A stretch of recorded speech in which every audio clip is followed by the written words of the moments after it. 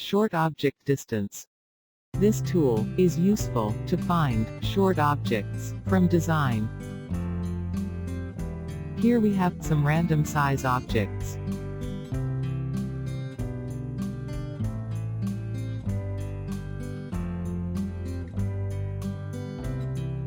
Left-click on Find Short Objects button. Here you can see some objects, which are very small to select.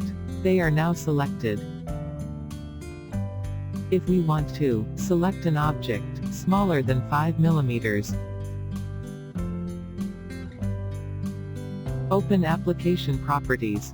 And here you can see the parameters of short object distance are given. Here we will add 4 mm. And press Find Short Object button.